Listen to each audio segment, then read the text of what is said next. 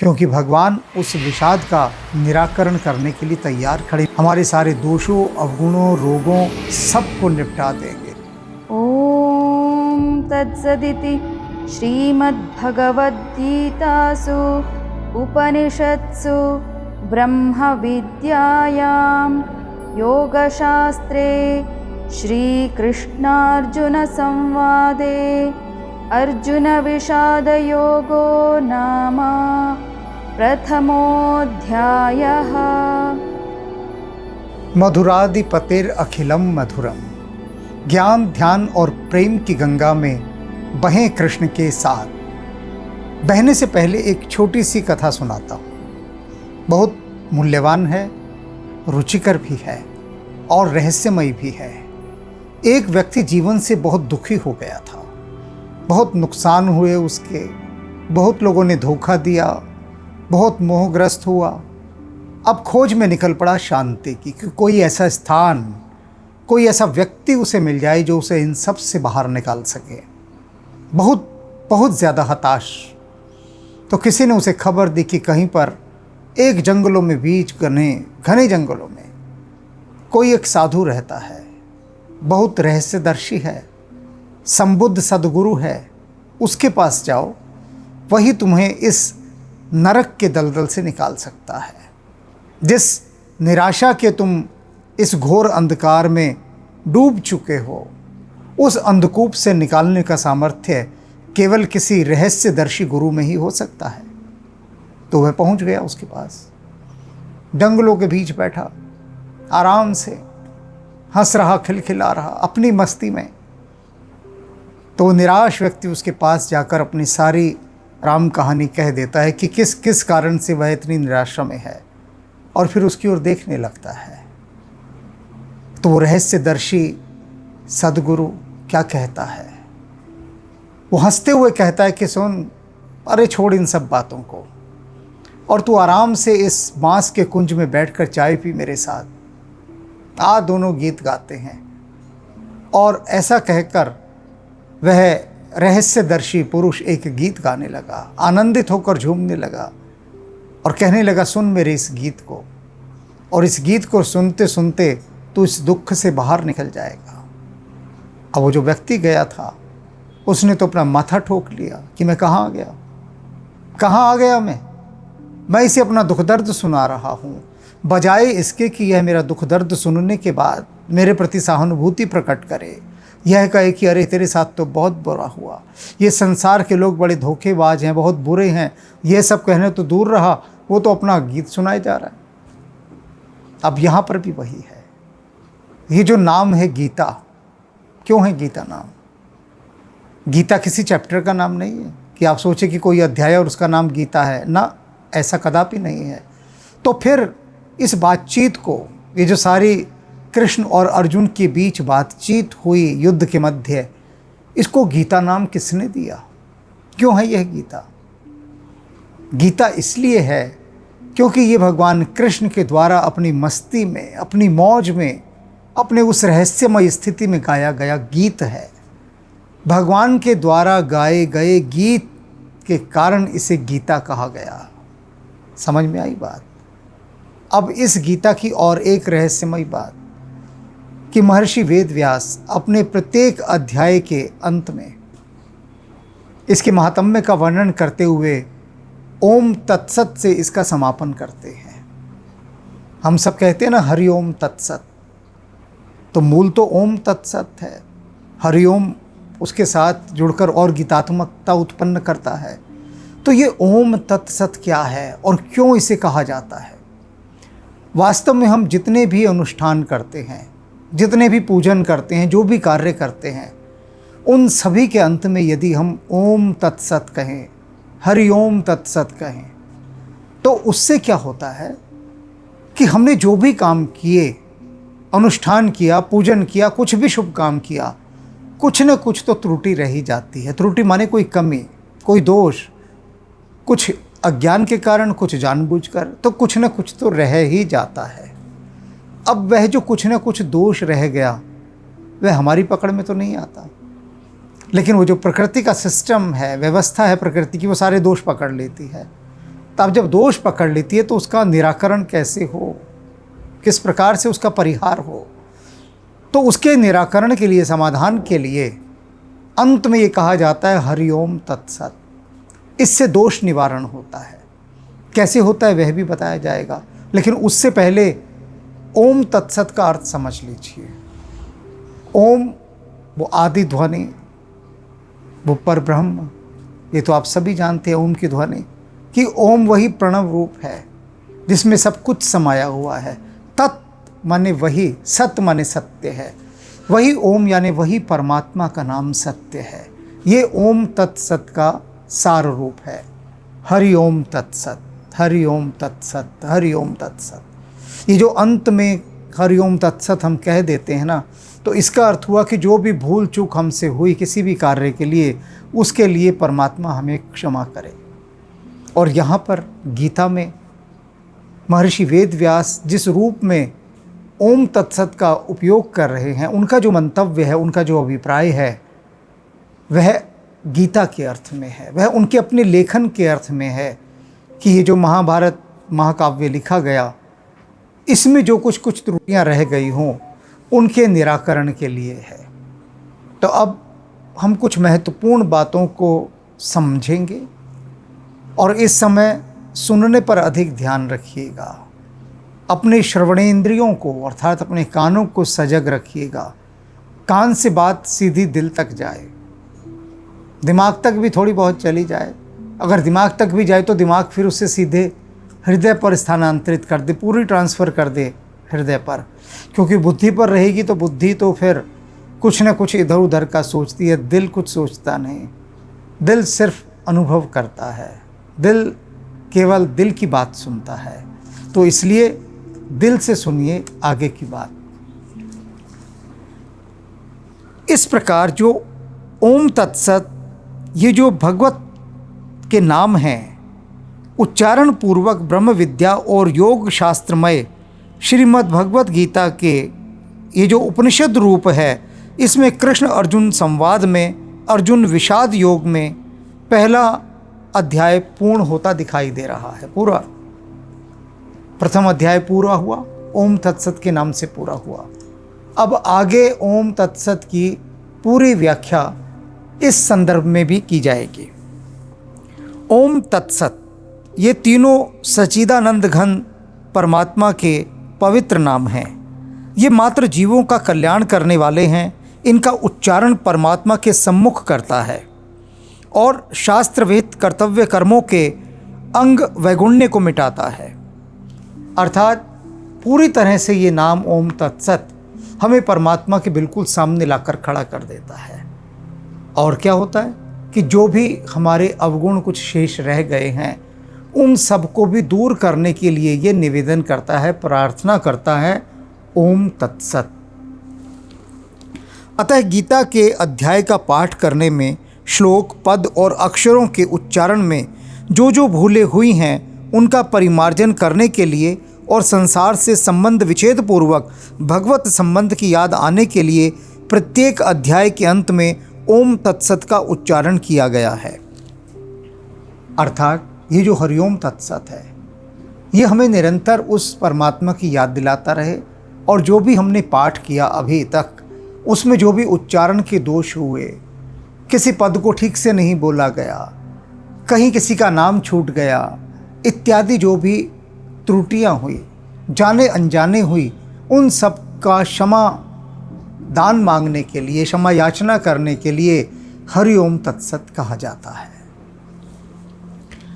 महर्षि वेदव्यास के द्वारा अध्याय के अंत में ओम के उच्चारण का तात्पर्य है कि मेरी रचना का अंग वैगुण्य मिट जाए। तत् के उच्चारण का तात्पर्य है कि मेरी रचना भगवत प्रीति की हो जाए। और सत के उच्चारण का तात्पर्य है कि मेरी रचना सत अर्थात अविनाशी फल देने वाली हो। यानी ये जो मेरी रचना है, ये कैसी हो कि इसके एक जो दोष हैं वो मिट जाए, लोगों को ये भगवत प्रेम की ओर अग्रसर करे, सात्विकता की ओर अग्रसर करे, और वो जो सत्य रूप परमात्मा है उसकी प्राप्ति हो जाए।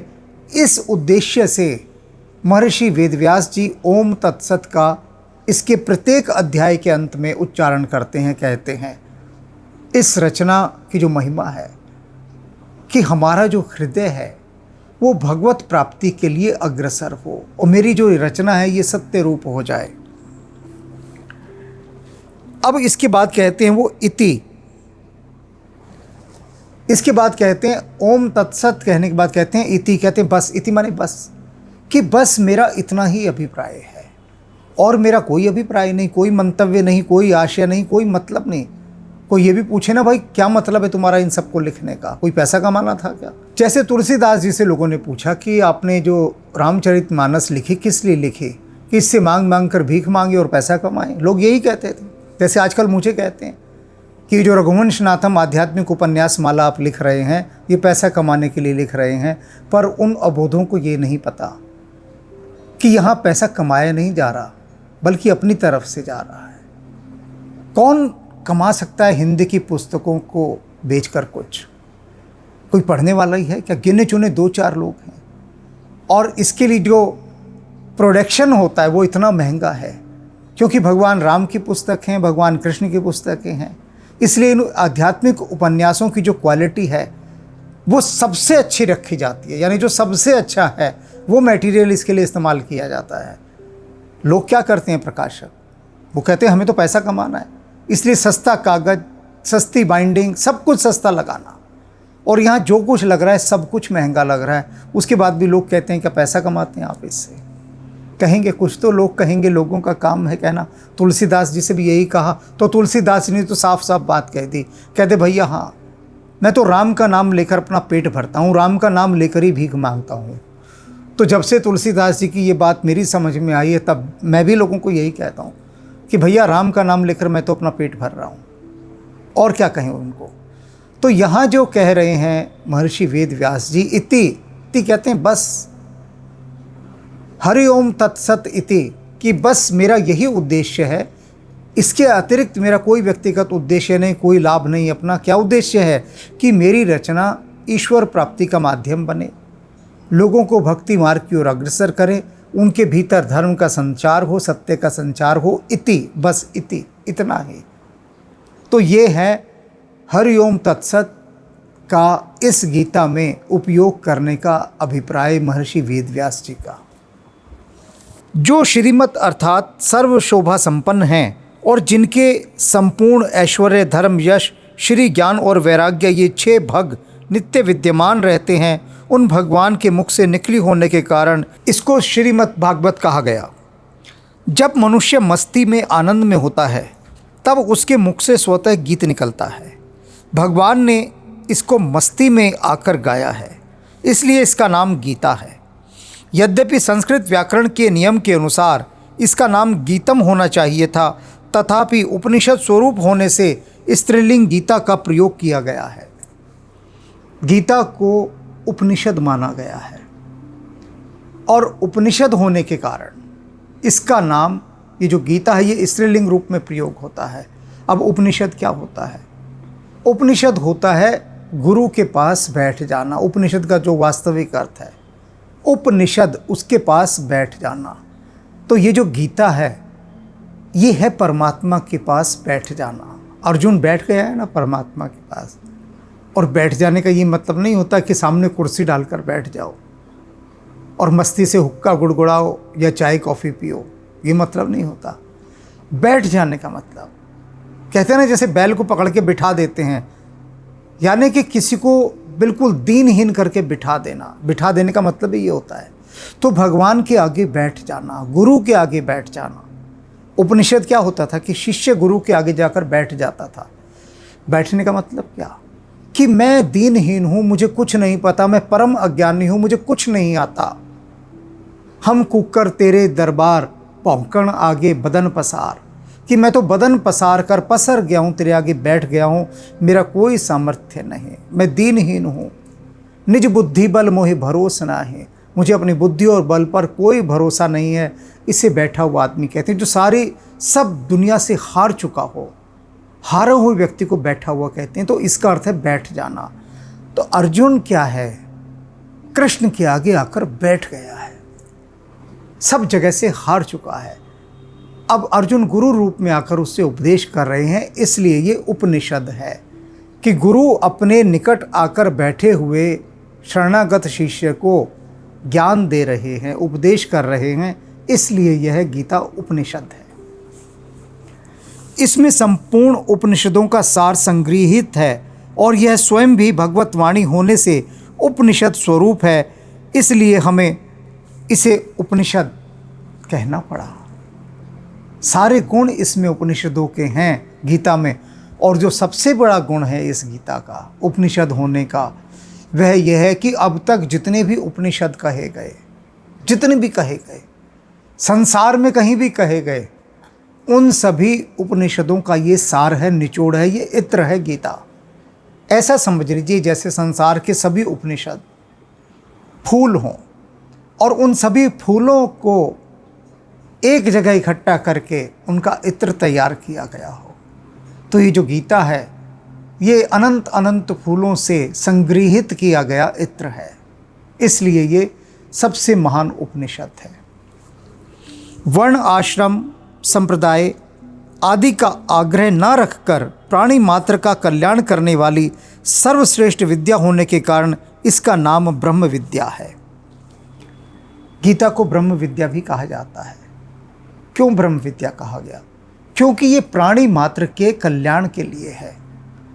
गीता कोई धर्म विशेष ग्रंथ नहीं है कि कोई ये समझे कि ये हिंदुओं का ही ग्रंथ है, हिंदुओं के अतिरिक्त किसी का ग्रंथ नहीं है। कहा कृष्ण ने, सुना अर्जुन ने, लिखा गणेश जी ने, लिखवाया महर्षि वेद व्यास ने, लेकिन इन सब के बाद भी ये किसी धर्म विशेष का ग्रंथ नहीं है। यह एक सार्वभौमिक ऐसी रचना है, ये ऐसा एक विज्ञान है जो प्राणी मात्र के कल्याण के लिए है। ये सार्वभौमिक है, पूरी धरती के लिए है गीता। गीता को हम यह नहीं कह सकते कि ये केवल हमारी है। ये भगवान की यह वाणी सभी के लिए है, समान रूप से है। जैसे कि कुछ महापुरुष होते हैं, तो महापुरुष जिस जाति में जन्म लेते हैं उस जाति के लोग कहते हैं ये हमारे हैं, और वो उसको हमारे में ही बांध कर रख लेते हैं, वो उससे बाहर नहीं जाते। उन महापुरुष को उससे बाहर भी नहीं जाने देते, कहते ये सिर्फ हमारे ही, किसी और के नहीं होंगे। जबकि महापुरुष तो इस धरती पर सभी के होने चाहिए। कोई किसी महापुरुष को अपने धर्म विशेष में कैसे बांध सकता है या क्यों बांधता है? नहीं बांधना चाहिए।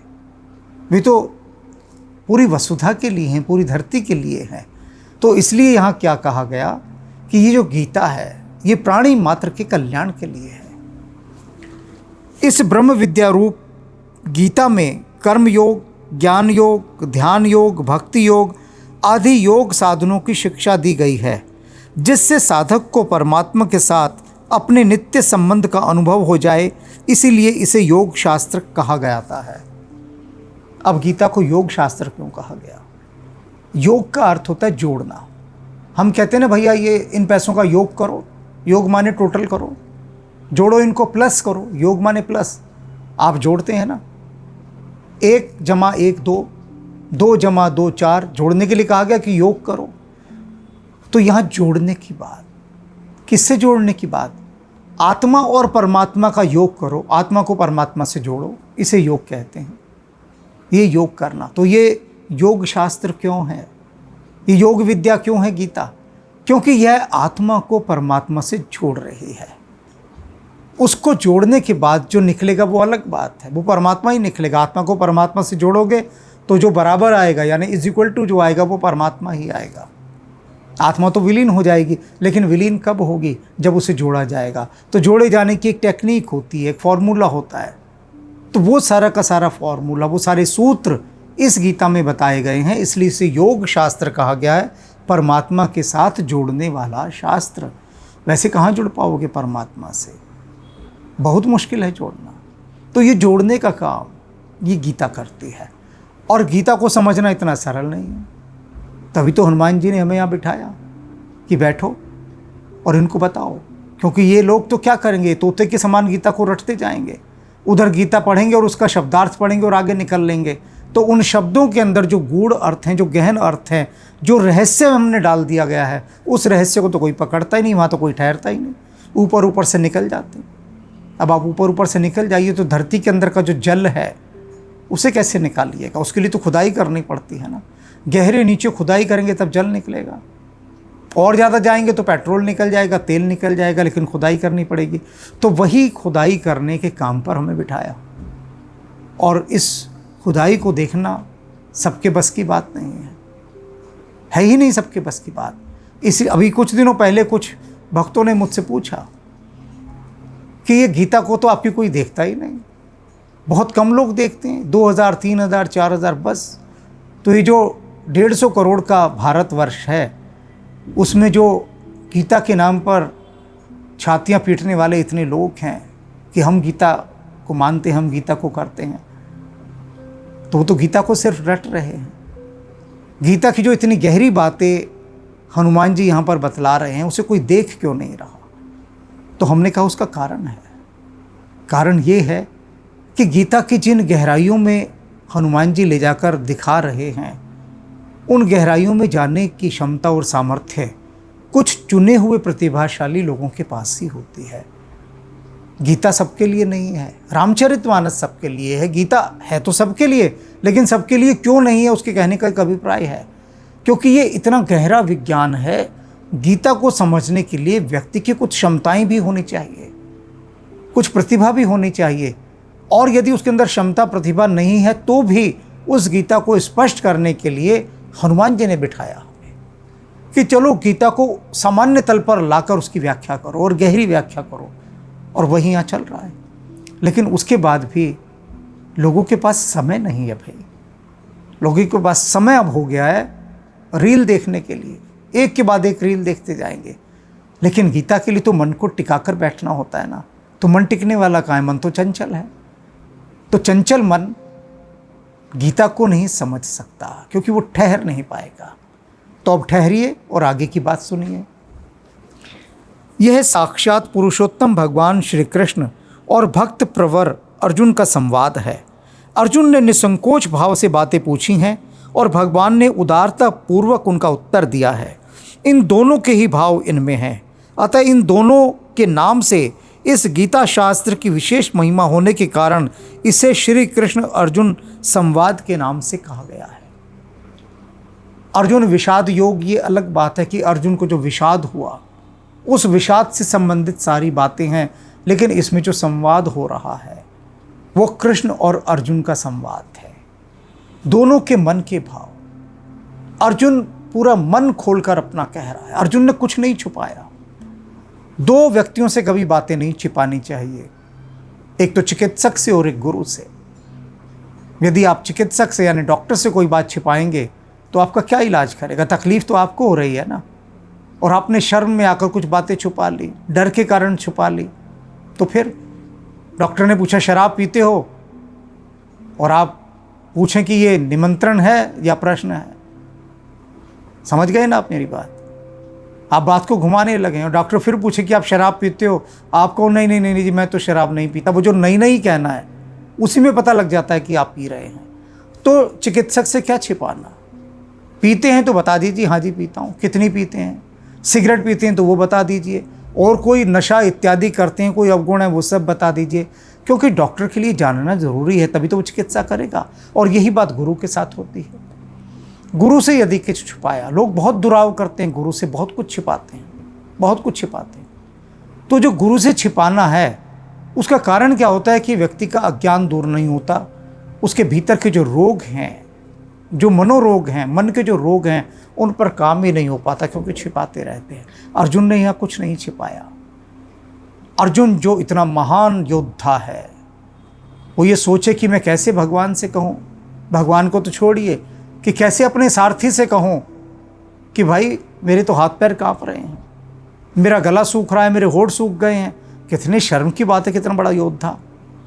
कि कृष्ण भी क्या कहेंगे कि अरे तू वीर अर्जुन है क्या जो तेरी ये हालत हुई पड़ी है? उन्होंने भी ऐसा नहीं कहा। और अर्जुन जो जो उसके भीतर घट रहा है, जो भी उसका डिप्रेशन है अर्जुन का, जो भी नर्वस सिस्टम उसका वीक हो गया है, स्नायु तंत्र अति दुर्बल हो गया है कि कांपने लगा है। अपनी सारी कपकपी, सारा कांपना, सारा भय, सब कुछ भगवान के सामने ज्यों का त्यों रख दिया। अपने मित्र के सामने, अपने गुरु के सामने, अपने सारथी के सामने, कि मैं इस समय ऐसा अनुभव कर रहा हूँ। तभी तो अर्जुन की चिकित्सा बहुत अच्छी हुई, क्योंकि उसने बचाकर कुछ नहीं रखा। जिस दिन हम बचाकर कुछ नहीं रखते, सब कुछ रीत देते हैं, अपने को पूरा उलीच देते हैं, खाली कर देते हैं, तब प्रकृति काम करती है, अस्तित्व तब काम करता है। और अर्जुन पर भी अस्तित्व ने, अस्तित्व अर्थात कृष्ण, कृष्ण ही तो अस्तित्व हैं, उन्होंने तब पूरा काम किया। और तभी अर्जुन विराट रूप भी देख पाया, क्योंकि कुछ था ही नहीं उसके भीतर, पूरा उसने उलीच दिया था स्वयं को पूरा। तो जो पूरा का पूरा अपने को खाली कर देता है, फिर उसको अस्तित्व स्वयं भरता है, और कृष्ण ने भरा। इस पहले अध्याय में अर्जुन के विषाद का वर्णन है। यह विषाद भी भगवान अथवा संतों का संग मिल जाने पर संसार से वैराग्य उत्पन्न करके कल्याण करने वाला हो जाता है। यद्यपि दुर्योधन आदि को भी विषाद हुआ है, तथापि उनमें भगवान से विमुखता होने के कारण उनका विषाद योग नहीं हुआ।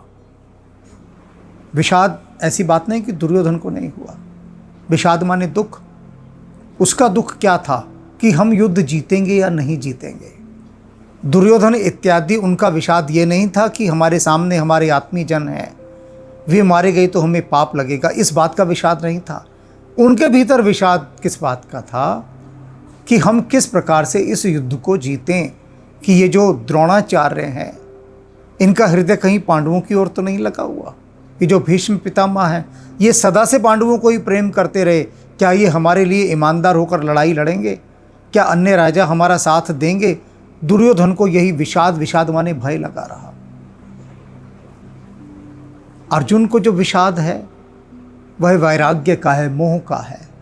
दुर्योधन को जो विषाद है वो अपने पराजित हो जाने की भय का है। और यही कारण है कि दुर्योधन का जो विषाद है वो योग नहीं बन सका, यथार्थ परमात्मा के साथ जोड़ने वाला नहीं बन सका। भय परमात्मा के साथ नहीं जोड़ता, वैराग्य परमात्मा के साथ जोड़ता है। यहाँ ये अंतर है। इसीलिए दुर्योधन का जो पक्ष है वह कभी भी कृष्ण के साथ जुड़ नहीं सका, परमात्मा के साथ जुड़ नहीं सका। चाहे दुर्योधन ने 1,56 भोग भगवान के लिए बना कर रखे, लेकिन फिर भी भगवान तो विदुर के यहाँ वो रूखा सूखा साग और रोटी खाने गए, दासी पुत्र के यहाँ गए, किसी राजा के पुत्र के यहाँ नहीं गए, दुर्योधन के पास वहाँ नहीं गए। केवल अर्जुन का विषाद ही भगवान की सम्मुखता होने के कारण योग अर्थात भगवान के नित्य संबंध का अनुभव करने वाला हो गया। इसलिए इस अध्याय का नाम अर्जुन विषाद योग रखा गया। प्रत्येक अध्याय के अंत में पुष्पिका देने का तात्पर्य है कि अगर साधक एक अध्याय का भी ठीक तरह से मनन विचार करे तो उस एक ही अध्याय से उसका कल्याण हो जाएगा। गीता की एक विशेषता है कि इसके जितने भी अध्याय हैं उनमें से यदि कोई भी एक अध्याय यदि मनसा वाचा कर्मणा कोई उसे अपने भीतर उतार ले तो उसका कल्याण हो जाए एक ही अध्याय से। और कोई सारे उतार ले तब सोचिए, तब तो महाकल्याण हो जाएगा। तब क्या होगा महाकल्याण? वो कौन सा महाकल्याण होगा कि उसके भीतर परमात्मा से जोड़ने वाला वो योग घटित हो जाएगा। वो घटना घट सकती है कि जिसमें आप परमात्मा के साथ जाकर जुड़ जाएं, जैसे अर्जुन जुड़ा था। पूरी संभावना है, लेकिन पूरा होकर सुनना पड़ेगा तब। तो अब प्रयास कीजिए कि गीता की जो व्याख्या जो पहले अध्याय से शुरू हुई थी फिर से सुननी आरंभ कीजिए, उसको भीतर अपना योग बना लीजिए। ये जो आपके भीतर जो भी विषाद उत्पन्न होगा उस विषाद को आप योग बना लीजिए, जैसे कि अर्जुन ने बनाया, क्योंकि भगवान उस विषाद का निराकरण करने के लिए तैयार खड़े हुए। एक चिकित्सक के समान, एक गुरु के समान हमारे सारे दोषों, अवगुणों, रोगों सबको निपटा देंगे, सबको। अब की बार बख्श बंदे को। राम राम।